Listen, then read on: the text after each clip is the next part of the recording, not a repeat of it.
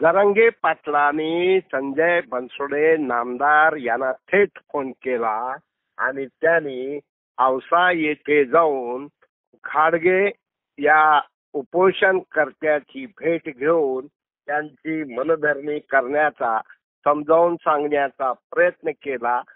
त्यावेळा खाडगे यांनी सलाईन लावण्यास मान्यता दिली. तर लातूर येथे धनगर समाजाच्या आंदोलकाची भेट घेऊन अत्यंत जबाबदारीनं संजय बनसोडे यांनी भूमिका बजावली. काय म्हणतात संजय बनसोडे खाडगे यांना आणि धनगर समाजाच्या नेत्याला, पहा, ऐका त्यांच्याच भाषेत. आज आपल्या लातूर जिल्ह्यातील शेतकऱ्याचे नेते म्हणून ज्यांची ओळख आहे ते माझे स्नेहमित्र विजयकुमार भार्गव पाटील साहेब गेले 19 दिवस ना 11 दिवस शेतकऱ्यांच्या प्रश्नासंदर्भामध्ये या ठिकाणी आमरण उपोषण त्या ठिकाणी करतात. ही गोष्ट ज्यावेळेस लातूर जिल्ह्यातील सर्व आमच्या लोकप्रतिनिधींना कळाली त्यावेळेस आम्ही सातत्यानं राज्याचे मुख्यमंत्री, 2 सरकार उपमुख्यमंत्री यांच्या कानावर ही गोष्ट घातली आणि घातल्यानंतर जवळजवळ 2 कॅबिनेट मिटिंग झाल्या आणि 2 कॅबिनेट मिटिंगमध्ये सुद्धा विजयकुमार घाडगे पाटील साहेबांची उपोषणाची दखल त्या ठिकाणी घेतलेली आहे. आणि काल सुद्धा पवार साहेब आपला फोन आला मला, स्वतः आदरणीय या महाराष्ट्राचे आता ज्येष्ठ समाजसेवक म्हणला तर मनोज घाडगे पाटील साहेबांना वागवत लागले, त्यांचाही मला फोन आला की असं विजयकुमारजी 11 दिवसापासून उपोषणाला आहेत आणि आपण तिथं गेलं पाहिजे. मी म्हणालो मी अगोदर जाणार होतो, तर मी थोडासा आजारी होतो, 8 दिवस मी पण आजारी असल्यामुळं मला त्या ठिकाणी येता आलं नाही. तर काल राज्याचे मुख्यमंत्री माननीय अजितदादा साहेब, देवेंद्र फडणवीस साहेब आणि इथले लोकप्रतिनिधी अभिमन्यू पवार साहेबांनी, आमच्या अफसर शेख या सगळ्यांनी मला सूचना केली की बाबा आजचा दिवस काही करा, तुम्ही विजयकुमार घाडगे साहेब पाटील साहेबांच्या त्या ठिकाणी आल्या पाहिजे. आणि जरांगे पाटील साहेबांनी सांगितलं की संजय तू उद्या त्या ठिकाणी आपण गेला पाहिजे. विजयकुमार भैया, तुम्ही खरंच अनेक वर्षापासून पाहतो मी तुम्हाला, तुमच्या टीमला मग भगवानराव बाटले जे असतील, नरवडे जे असतील, साळुंके जे असतील, मनोज लंगार जे असतील, गोरदेव जे असतील, नितीन साळुंके, राजेंद्रजी मोरे, राजू कसबे, अशा अनेक तुमचे सगळे पदाधिकारी, तुमची टीम गेल्या 20-25 वर्षापासूनचे तुमचे आणि माझे एकदम जवळचे स्नेहाचे संबंध या ठिकाणी आहेत. अनेक आपण शेतकऱ्याच्या बाबतीमध्ये, समाजाच्या बाबतीमध्ये जागरूक राहून आपण ते त्यांचे प्रश्न सोडवण्याकरता आपण त्या ठिकाणी प्रयत्न करताय.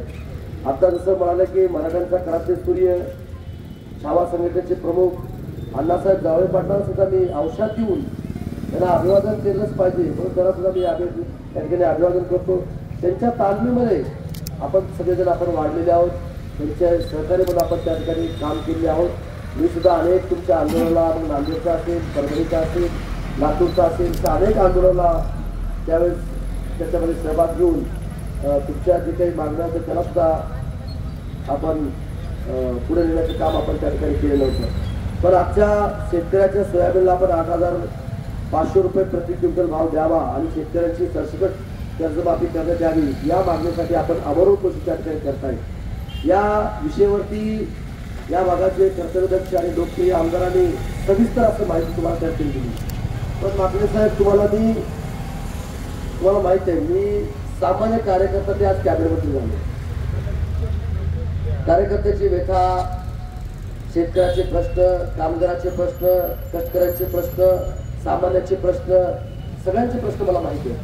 मी तळागाळातून वर त्या ठिकाणी पोहोचलेला आहे आणि म्हणून मी तुम्हाला सरकारच्या वतीनं, सरकारचा प्रतिनिधी म्हणून मी तुम्हाला सांगतो की आता सोयाबीन काढायला आलं आणि ज्यावेळेस हे बाजारात येईल तर नक्कीच तुम्हाला सांगतो 5 आणि 6 हजाराच्या मध्ये हे सोयाबीनला भाव दिल्याशिवाय हे महायुतीचं सरकार गप्प बसणार नाही. हा शब्द तुम्हाला या ठिकाणी देऊन जातो.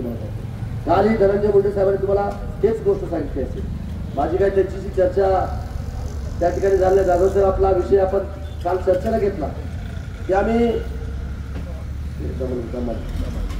जाणीवपूर्वक साहेब आम्ही हा निर्णय त्या ठिकाणी घेतोय, कारण हे उपोषणाची दखल घेऊनच की ह्याच महिन्यामध्ये ज्यावेळेस सोयाबीन निघेल आणि बाजारात येईल, तुम्हाला नक्की राज्य शासनाचा प्रतिनिधी म्हणून मी तुम्हाला शब्द देऊ इच्छितो, आश्वासित करू इच्छितो की राज्याच्या मुख्यमंत्र्यांनी आणि 2 कर्तबगार उपमुख्यमंत्र्यांनी निश्चय केलाय की माझ्या शेतकरी बांधवाला कसल्याही परिस्थितीमध्ये अतिवृष्टीचं अनुदान, नुकसानग्रस्तांचं अनुदान, पीक विमा अशा अनेक गोष्टी त्या ठिकाणी आपल्याला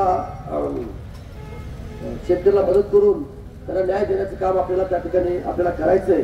म्हणून तुम्हाला विजयकुमार गाडगे साहेब मी विनंती करता आलोय की या सगळ्या गोष्टीची दखल त्या ठिकाणी घेतली आहे आणि राज्य पातळीवरती त्या ठिकाणी दखल घेतलेली आहे. तर दादा जर लवकर जर आले, कारण सकाळी 10 वाजता ते येणारचा प्रोग्राम होता, पण कॅबिनेट जशी लागली असल्यामुळं जर ते उशिरा आले तर ते येऊ शकणार नाही. जर लवकर आले तर डायरेक्ट हेलिकॉप्टर सुद्धा इकडे आणून आपण ते मी करणार होतो, पण त्यांचा दौरा पुढे त्या ठिकाणी गेला असल्यामुळं. म्हणून माझी विनंती आहे की दादांनी सांगितलं, देवेंद्र फडणवीस साहेबांनी सांगितलं आणि मुख्यमंत्र्यांनी सांगितलं आणि मनोज जरांगे पाटील साहेबांनी सांगितलं की तुम्ही जावा आणि विजयकुमारजीला आग्रह करा, तुम्ही शब्द द्या आणि उपोषण सोडण्याचा आग्रह त्या ठिकाणी केला. आणि म्हणून मी या ठिकाणी आलो. म्हणून माझ्या सगळ्या टीमला माझी हात जोडून विनंती आहे की विजयकुमार सारखा कार्यकर्ता आपल्याला जिल्ह्याला पाहिजे. त्या दिवशी मग मी स्वतः काय निर्णय घ्यायचा घेऊन त्याच्यानंतर पुढच्या आणखी काय 2 तासावर शेतकऱ्यांचे होतोय शेतकऱ्यांचे पण हे काय त्याच्यामध्ये भावांतर काढतात.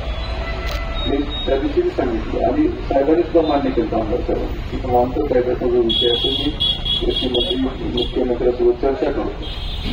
या विषयावर चर्चा झाली पाहिजे आणि ही काही नवीन कायदा तयार करायचा नाही.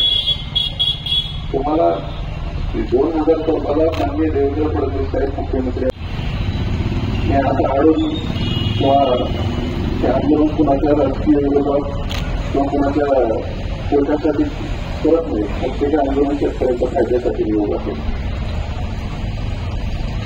त्याच्याकडे आपण सहानुभूतीचं बघावं.